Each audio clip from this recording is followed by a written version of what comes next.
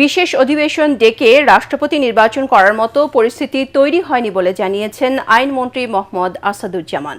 রাজধানীতে এক অনুষ্ঠান শেষে গণমাধ্যমকে তিনি বলেন, সেপ্টেম্বরে চলতি সংসদের তৃতীয় অধিবেশনে নতুন রাষ্ট্রপতি নির্বাচিত হবেন। সদ্য বিদায়ী রাষ্ট্রপতির বিরুদ্ধে মামলা হলে তা যাচাই বাছাই করা হবে বলেও জানান আইনমন্ত্রী। ইমদাদুল্লাহ বাবুর রিপোর্ট।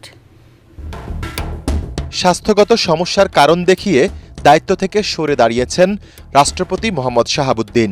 নানা কারণে আলোচিত সমালোচিত দেশের ২২তম রাষ্ট্রপতির পদত্যাগের পর সংবিধান অনুযায়ী এখন ভারপ্রাপ্ত হিসেবে দায়িত্ব পালন করছেন জাতীয় সংসদের স্পিকার হাফিজ উদ্দিন আহমদ। সাংবিধানিক বাধ্যবাধকতা অনুযায়ী রাষ্ট্রপতি পদ শূন্যের ৯০ দিনের মধ্যে জাতীয় সংসদের মাধ্যমে নির্বাচন আয়োজন করতে হবে।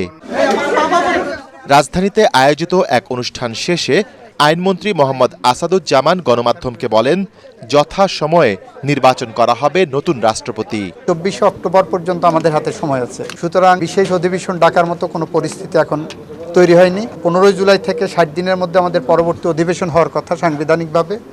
আশা করি সেই অধিবেশনেই এটা নিষ্পত্তি করা সম্ভব হবে। গণ অভ্যুত্থানের পর আওয়ামী লীগ সরকারের সময় নিয়োগপ্রাপ্ত রাষ্ট্রপতি মোহাম্মদ শাহাবুদ্দিনকে অপসারণের জন্য নানা সময় বিভিন্ন কর্মসূচি পালন করেন জুলাই আন্দোলনকারীরা। এ অবস্থায় সদ্য বিদায়ী রাষ্ট্রপতির বিরুদ্ধে মামলা প্রসঙ্গে আইনমন্ত্রী বলেন, মামলা হলে তা খতিয়ে দেখা হবে।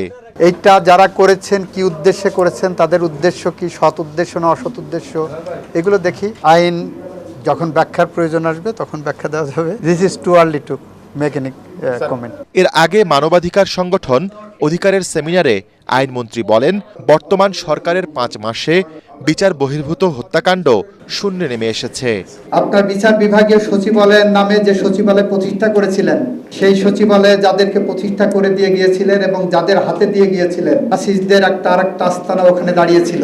২০২৫ সেপ্টেম্বর থেকে ডিসেম্বরের মধ্যে প্রায় ১৪০০ নিম্ন আদালতের বিচারককে বদলি করা হয়েছিল। যারা মোমবাতি জেলে গণতন্ত্রকামী মানুষকে সাজা দিয়েছিল, তারাও কেউ কেউ প্রাইজ পোস্টিং পেয়েছিলেন। আমরা যখন সেইগুলো ঠিক করতে গেছি, সেখান থেকে ৭০% আমাদেরকে অনুমোদন দেওয়া হয়নি সুপ্রিম কোর্ট থেকে।